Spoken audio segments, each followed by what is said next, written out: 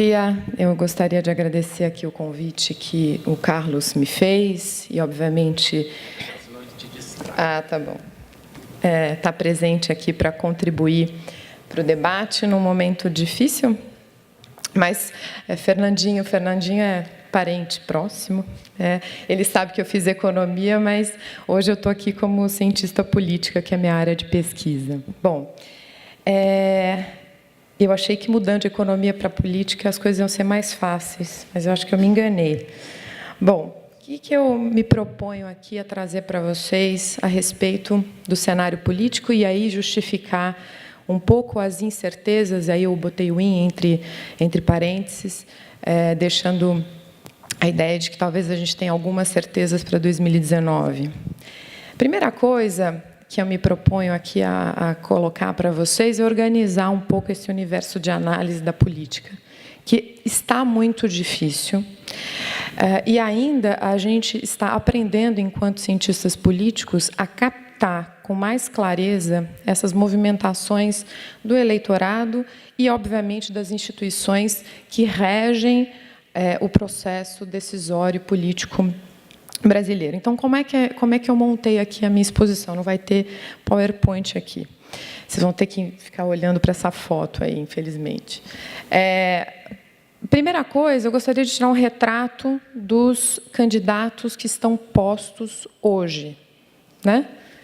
Porque a grande dúvida é o seguinte: se a gente comparar com os pleitos anteriores, nesse momento a gente já tinha uma certa clareza de quem eram os cabeças de chave desse campeonato. E a gente tem dificuldade hoje, inclusive, de identificar quem seriam esses candidatos. Um segundo momento da minha exposição é tratar dos elementos novos no cenário, que aí sim se justifica a dificuldade da gente ter uma capacidade de, usando os modelos tradicionais de previsão, né, de cenários econômicos e políticos, de montar o que esses modelos funcionem melhor. E, por último, se der tempo, falar um pouquinho do longo prazo e de algumas estruturas que eu acho que vale a pena trazer aqui. A democracia brasileira e o papel do judiciário, né, enquanto ator político. Então, basicamente, o elemento novo, se eu conseguir colocar numa único bullet point, seria a atuação do judiciário enquanto ator político. Enquanto ator político, eu quero dizer, com profundos impactos no sistema político, porque ele atinge fortemente lideranças e partidos que até então se dividiam no poder, né? Não só se dividiam no poder enquanto líderes majoritários, enquanto presidentes, mas enquanto base para governar, né? O retrato, então, dos candidatos. Meu primeiro momento aqui com vocês.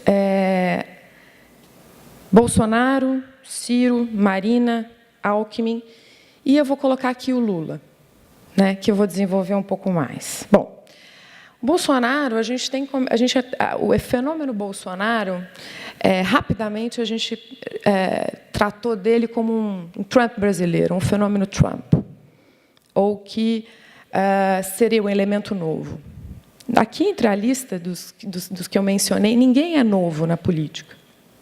Não há nenhuma renovação vista no sistema partidário, não há, porque as instituições, em essência, não mudaram. Os incentivos não mudaram.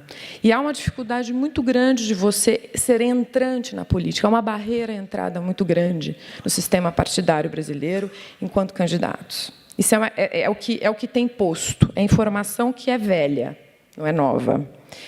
O fenômeno Bolsonaro espelha, pelo paradoxo que é a democracia, que ele revela para a gente que tem pessoas que têm ideias a respeito de vários temas diametralmente oposta a uma agenda que a gente chama de progressista, ou uma agenda de esquerda, ou uma agenda pós-ditadura, ou uma agenda moderna, ou uma agenda das democracias liberais, que é assim que a gente chama, de mais liberdade, de questionamento dos padrões tradicionais da família, de uma série de reconfigurações a respeito das escolhas pessoais, o papel das escolhas pessoais, o que você faz ou não da sua vida é uma decisão sua, etc. e tal. Então, Bolsonaro eu não tomo de barato a ideia de que se murcha tão rapidamente, mas ele é a ponta de lança de uma questão importante que a gente vai ter que levar isso em conta. No Brasil, existem pessoas que têm uma agenda diferente. Tem uma direita. Numa democracia, você espera que tenha esse espectro ideológico. A grande dificuldade nossa é identificar exatamente o que é a esquerda e a direita, né, e o que cada um pensa. Né? Não é tão simples assim. Bolsonaro revela, basicamente, questões relacionadas a configurações familiares, valores morais, que dividem fortemente a sociedade. E tem uma ideia que vacilou a respeito da economia, mais intervenção e menos intervenção, de acordo com os ventos, de acordo com o que ele era mais favorável naquele momento. Ele vai ficar provavelmente muito sozinho nessa eleição, sem apoio e com dificuldade de conseguir um vice. Né? O elemento velho para nós aqui é dinheiro, recursos e tempo de televisão importam. Continua importando para tornar você competitivo ou não. Então, o Bolsonaro revela uma coisa que eu acho que é importante a gente monitorar daqui para frente, que existem pessoas que pensam diferente de uma agenda que não é única, que é progressista, né? Uma agenda de costumes que a gente está acostumado a ver a todo momento, mas ele revela esse tipo de coisa. E usa elementos que dividem a sociedade muito estrategicamente. É óbvio que a gente está vivendo uma violência muito grande, e aí propõe uma solução rápida, eficaz, segundo ele, de armar as pessoas, de alguma maneira, controlar. Ou, para o campo, que é uma agenda, né, mais clara, uma série de itens como armamento, como acabar com o MST, como proibir uma série de coisas, que isso, aos olhos e aos ouvidos de quem está sofrendo lá no campo uma série de problemas, pode parecer atraente num primeiro momento. Né?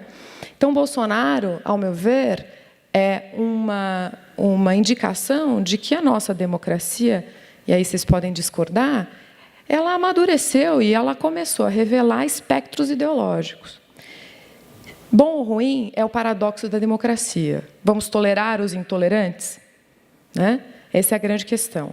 Mas o Bolsonaro não teve e não terá o Partido Republicano como Trump teve, né, e que o ajudou nas eleições americanas. Né? Isso é uma coisa importante na análise. Eu vou ser rápida, telegráfica, para deixar depois que vocês me perguntem algo mais. O Ciro Gomes também não é novo na política.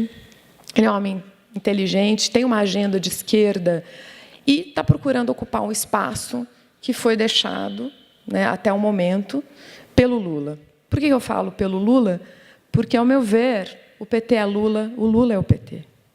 A sobrevivência, a busca do Lula por usar estilingar, né, esticar essa corda para a definição do candidato, tem a ver com a estratégia dele de fundo, de sobrevivência dele, Lula, e, por consequência, do PT. Eu vou voltar a isso mais especificamente.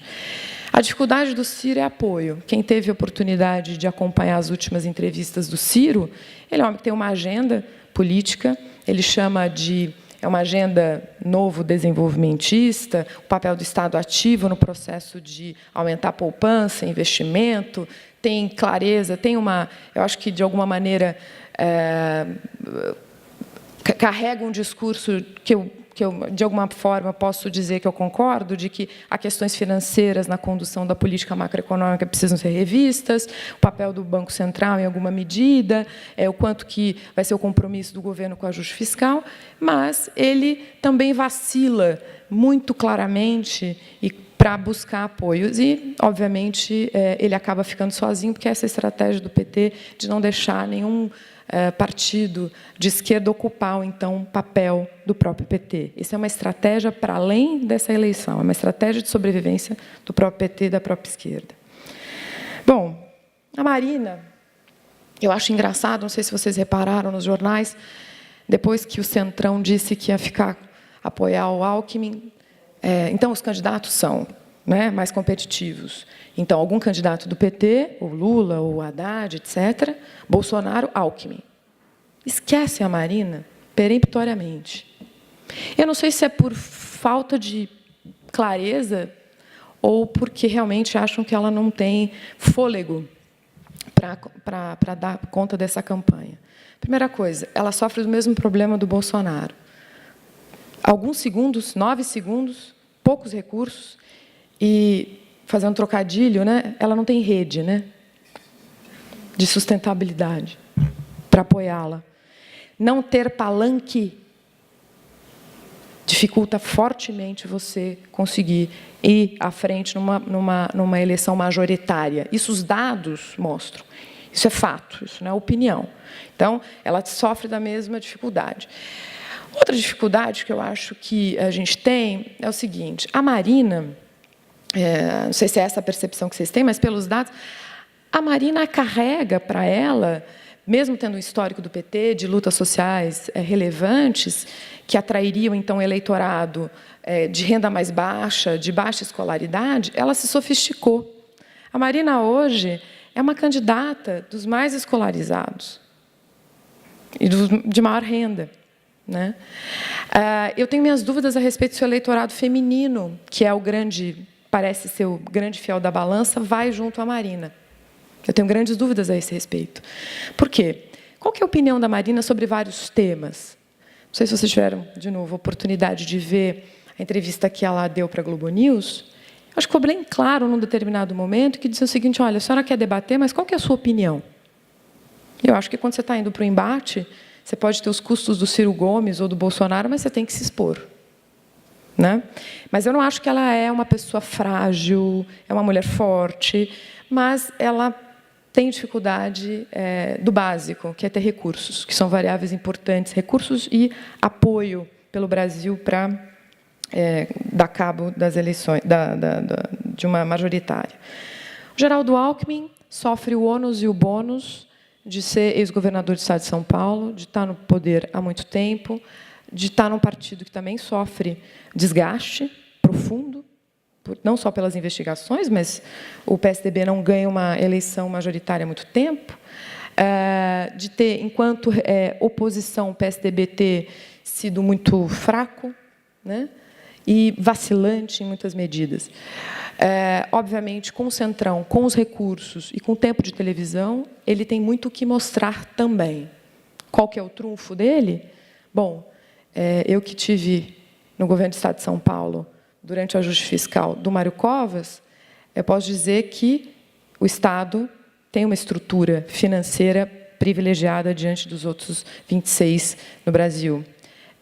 Se isso vai convencer ou não, essa é uma outra história, mas ele tem os elementos mais sólidos para estar extremamente competitivo.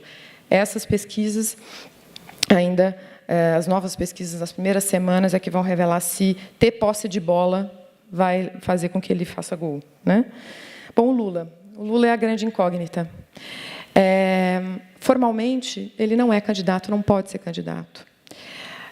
Mas, no entanto, é um homem extremamente inteligente politicamente.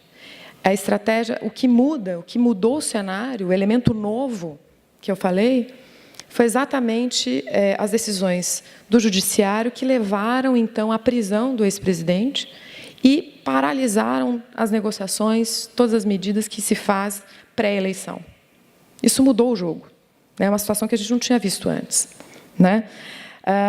Obviamente, a grande dúvida é, mesmo que haja uma troca de candidatos, não seja o Lula, seja Jacques Wagner, seja Fernando Haddad, que aparece ali como condutor do programa do Lula, o qual é diferente você repassar votos enquanto um ex-presidente com 80% de aprovação e livre.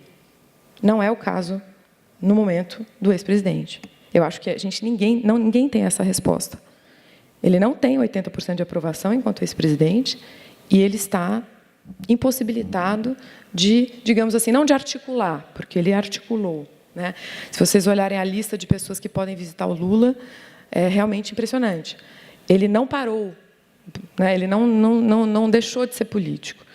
Mas é muito diferente você sair na condição de ex-presidente com 80%, economia indo bem, resultados importantes, do ponto de vista social, do ponto de vista de emprego, Aí, os economistas e a gente sabe o que aconteceu depois, mas isso a gente não pode esquecer, não pode negar. Ele carregava isso, hoje a situação é completamente diferente.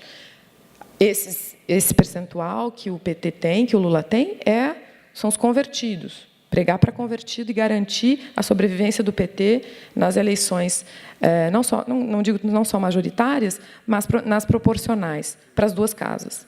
Por quê? Porque você precisa garantir que, ao eleger deputados e senadores, você claramente tem recursos e tem poder. E tem manter o espaço do PT enquanto o partido de esquerda. Então, a estratégia do Lula pode não ser, num primeiro momento, ganhar a presidencial, mas garantir a sobrevivência de longo prazo dele e do próprio Partido dos Trabalhadores. Bom, obviamente, vocês podem achar que eu deixei várias coisas de fora, mas o tempo me limita. Eu vou entrar no meu segundo momento, que vai ajudar a gente a entender um pouco mais sobre os candidatos que aí estão postos. Os elementos novos que eu gostaria de dizer para você, que, no mínimo, a gente identifica e ainda a gente não tem clareza de todos os seus efeitos. A primeira coisa, os canais não tradicionais de comunicação em busca de informação. Basicamente, redes sociais. Tá?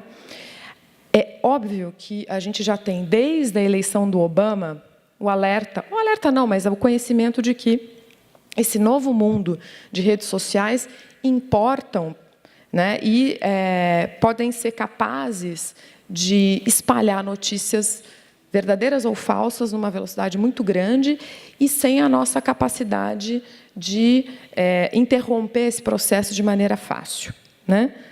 Não se tinha ideia da capacidade desses sistemas até o momento. Então, a pergunta que fica é: quanto das redes sociais elas vão influenciar as eleições? Os estudos ainda estão sendo feitos, não é fácil fazer. A gente não tem claros esses efeitos, mas uma coisa eu pelo menos pontuo para vocês, eu não vou ser ingênua.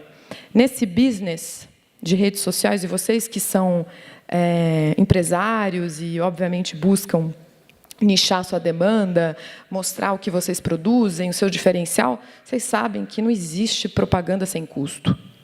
E nesse business de redes sociais, o algoritmo do Facebook, de outras redes, do Instagram, ele não vai fazer com que você, sem recurso nenhum, consiga impedir ou acabar com uma fake news ou aparecer mais lá no Google como o link patrocinado. Vocês sabem que ficou mais caro. Não é fácil você aparecer como relevante numa pesquisa. Então, eu também acho que, por mais interessante que seja a figura que mais se beneficiou, segundo o que a gente tem de informação das redes sociais, que é o Bolsonaro, quem tem recursos vai conseguir sobrepujar e vai conseguir ter uma batalha via WhatsApp, via grupos, via Twitter, via Facebook, Instagram e outras, o YouTube com as propagandas e vídeos, etc. Custa dinheiro, né? Você não ganha uma eleição fazendo de graça um monte de... Vamos combinar junto de fazer um monte de grupo no WhatsApp? Vamos, né? Precisa profissionais para fazer isso. Eu não acho que é assim tão romântica essa ideia de que redes sociais de graça. Alguma coisa você consegue fazer, mas quando você fala de uma eleição presidencial, né, as pessoas têm acesso a smartphones, né? Coisa que não tem acesso a notícias locais, né? Se vocês olharem os relatórios que aparecem a respeito de quanto que as pessoas têm acesso a telejornais locais para entender os problemas da sua comunidade. Mas elas têm smartphones, né? O quanto que essas pessoas vão ser impactadas por essas redes sociais, a gente ainda precisa ver. Eu acho que esse é o laboratório, essa eleição vai ser um laboratório. Eu vou repetir de novo.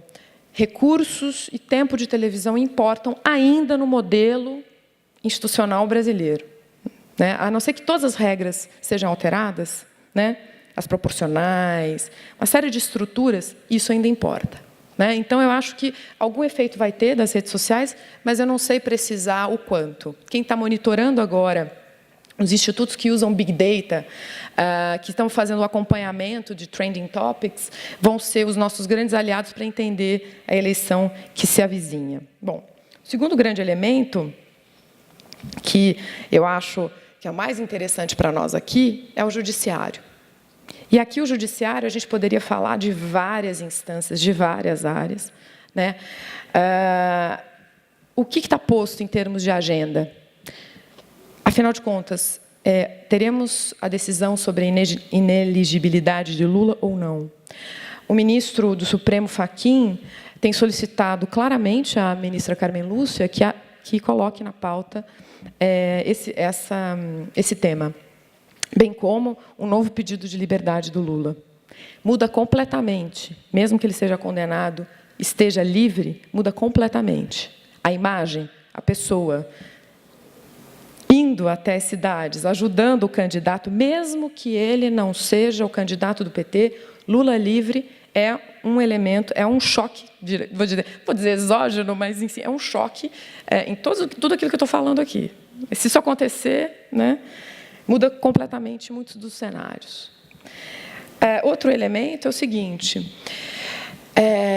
as estratégias, mesmo que ele não seja, então, libertado e que se mantenha a decisão a partir da ficha limpa de que ele não pode ser candidato, quais serão as novas estratégias da defesa do ex-presidente? Vou recordar que o caso do TRF4, do solta, não solta, né?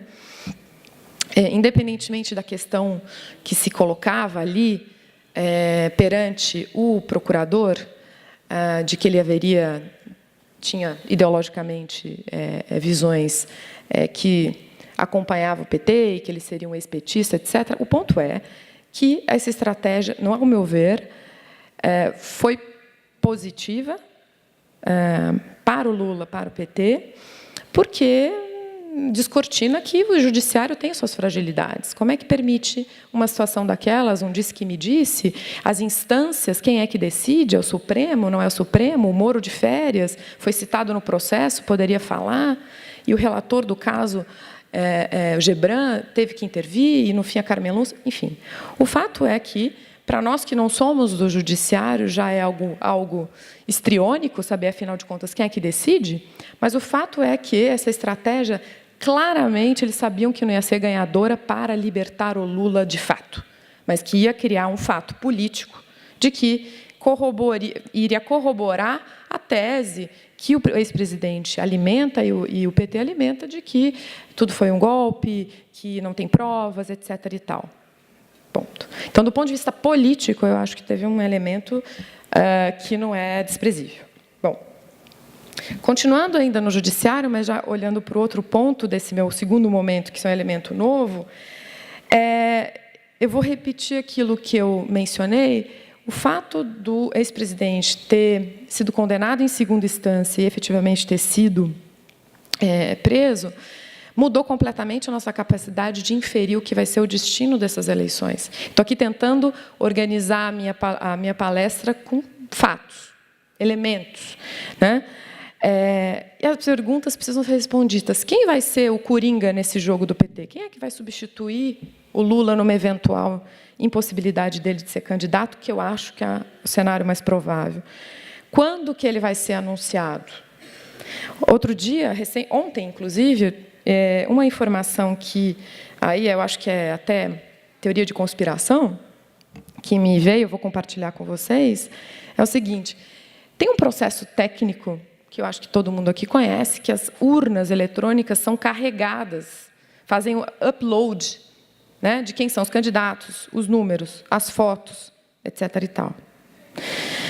Só que esse upload e a decisão do TSE a respeito da candidatura, da troca do candidato, pode gerar o seguinte cenário: a gente pode ter a foto do ex-presidente Lula, mas o candidato do PT ser outro. Desculpa, não tem modelos. Deixa eu dar uma notícia. Não há modelos de ciência política que possa dizer para a gente como é que a gente trata dessa questão, né?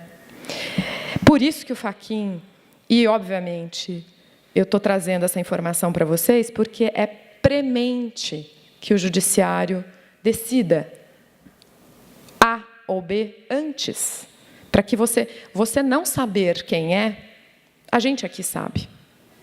Vamos andar 150 quilômetros daqui da capital E a gente já vai encontrar um monte de gente que já não tem as mesmas informações, que já não tem essa clareza.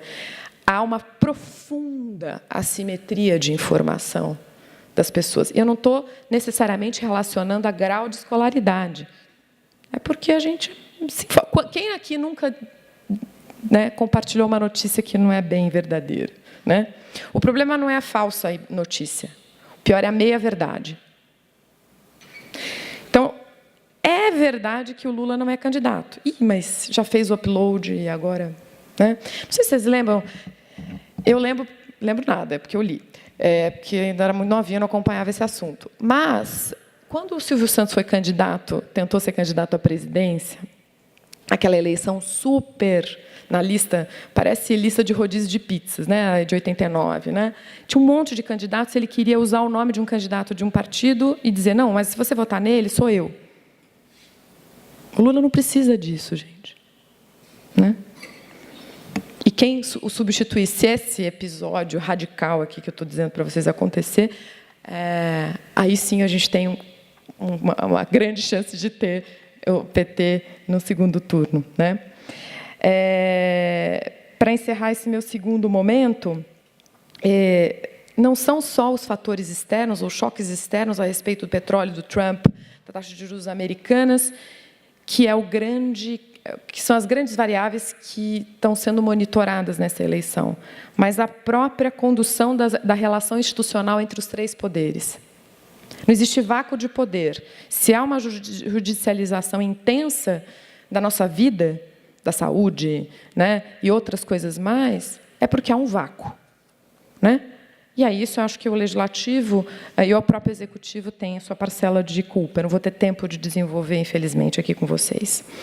Eu acho que eu tenho mais um tempinho para falar alguns temas que me causam, ou que me chamam a atenção e que são objeto de estudos lá na escola e que eu tenho me dedicado cada vez mais. Inclusive, a Escola de Economia, recentemente, vai ampliar sua área de política, porque economia sem política, acho que não dá. Né? Acabamos de contratar o professor Fernando Limonge, cientista política da USP, ele agora é professor da Fundação Getúlio Vargas. E com ele e colegas dele, a gente está tentando entender a democracia enquanto ideia moral, por que democracia é importante? Vários dados internacionais e pesquisas internacionais de vários institutos respeitados têm mostrado que o valor pela democracia tem sido cada vez menor, sobretudo pelos jovens. Fenômenos de populismos à direita e à esquerda não são novos. Né? Então, você tem fenômenos claros de que, enquanto as democracias liberais não responderem às demandas da sociedade, os questionamentos vão ser a respeito dessa engrenagem, né? E não da democracia enquanto valor. Então, o que esse cenário para essa eleição me faz trazer o tema da democracia enquanto regime? E eu vou trazer de novo a figura do Bolsonaro. A literatura daqueles que estudam os populismos dos matizes de direita e esquerda, inclusive um livro que eu recomendo fortemente, recém-lançado nos Estados Unidos, Por que as democracias morrem, já tem uma tradução no Brasil, de 2 cientistas políticos da Kennedy School of Government. Eles diziam o seguinte, basicamente, eles querem entender o fenômeno Trump e quanto de sobrevida tem as democracias. A boa notícia é que as democracias elas têm uma resiliência. No entanto, as novas gerações elas precisam aprender que democracia é uma coisa importante, que é um valor. De outro lado, a própria sociedade civil, a gente tem que entender quais são as estratégias que protegem as democracias. Aí eu vou dizer do ponto de vista geral. A gente precisa ter os chamados gatekeepers. Quem são os guardiões da democracia? Os partidos políticos. E o grande problema, no caso do Brasil, é que os partidos políticos, né, são inúmeros, pouco mais de 35, com dificuldades enormes da gente identificar ideologias. Aliás, o Centrão não tem ideologia, né? Mas o Centrão não é uma coisa homogênea. Você consegue identificar padrões. Né? E o que esses guardiões fazem? Obviamente, os guardiões eles podem decidir para onde vão o apoio do partido no momento da escolha dos candidatos. E o tema desses professores nesse livro diz o seguinte: olha, o que os republicanos deveriam ter feito no momento da escolha dos candidatos é não escolher o Trump, porque ele tem uma série de itens que ferem os princípios mais caros da democracia americana, né? E resta saber se a gente tem esses guardiões no sistema político partidário brasileiro. Qual é o papel da sociedade civil, da imprensa?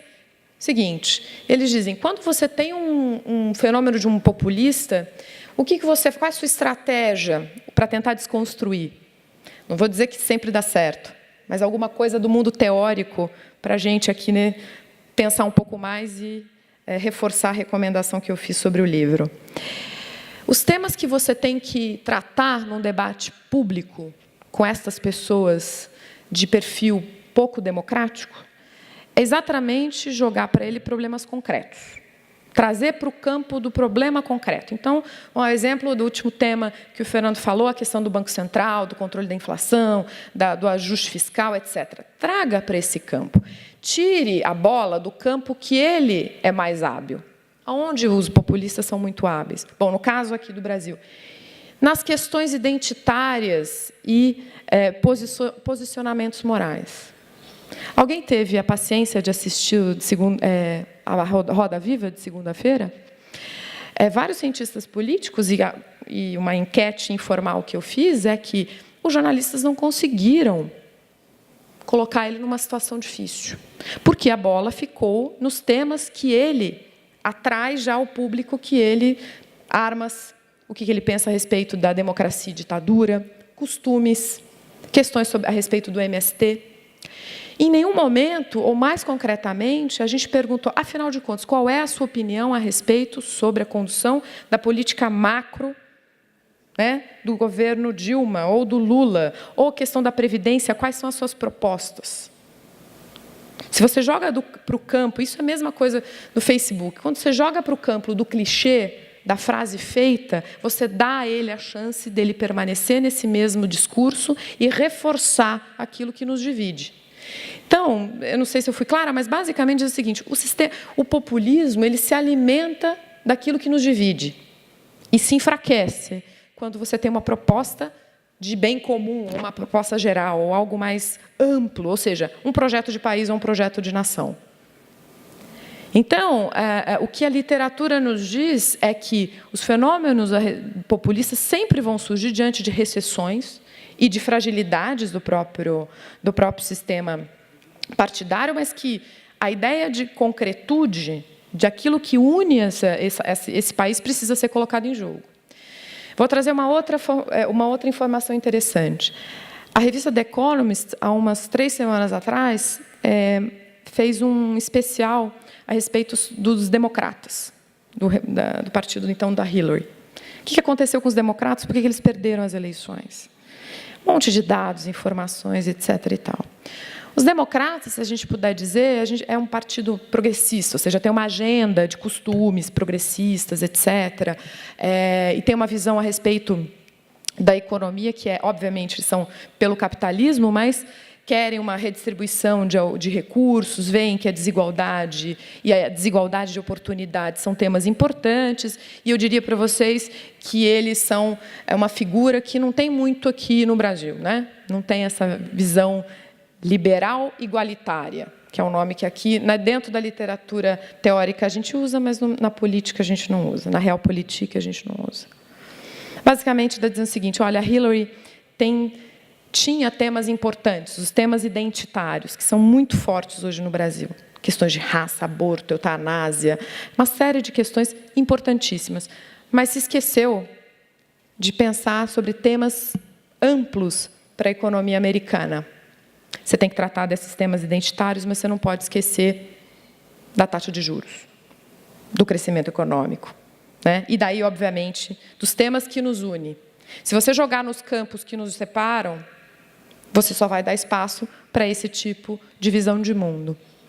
Então, esse é um pouco o cenário da literatura a respeito desse fenômeno. As democracias realmente estão sofrendo.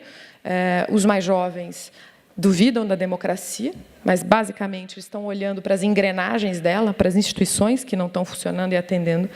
E eu espero que a gente continue achando que a democracia, enquanto ideia, enquanto moral, é relevante.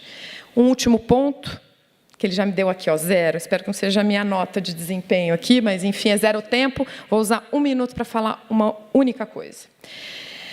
A certeza que eu tenho para 2019, e eu vou junto com o Fernando, de que a situação econômica é difícil, séria, uma série de questões travadas, uma trava a outra, você não consegue resolver uma sem resolver a outra. Mas uma coisa eu te digo, o novo Congresso, que não será renovado de maneira extensiva, tem uma grande pauta, em primeiro lugar. O que é que a gente vai fazer com o judiciário? Eu tenho certeza, porque essa é a reação, e esse é um fenômeno que foi documentado em países que tiveram profundas e grandes investigações do judiciário e que atingiram a classe política. O grande exemplo citado foi a Operação Mãos Limpas na Itália, né? A reação, né? A reação a esse movimento do judiciário, que aqui a gente pode, numa outra ocasião, tratar se vale, se não vale, se fazer um juízo de valor. Essa vai ser uma pauta. Essa, eu acho, para mim, a grande pauta-bomba, para além das questões fiscais que o novo Congresso vai trazer para a gente. Obrigada, meu tempo acabou. Peço desculpas se não fui clara, mas, enfim, foi um prazer aqui poder expor algumas ideias para vocês. Obrigada.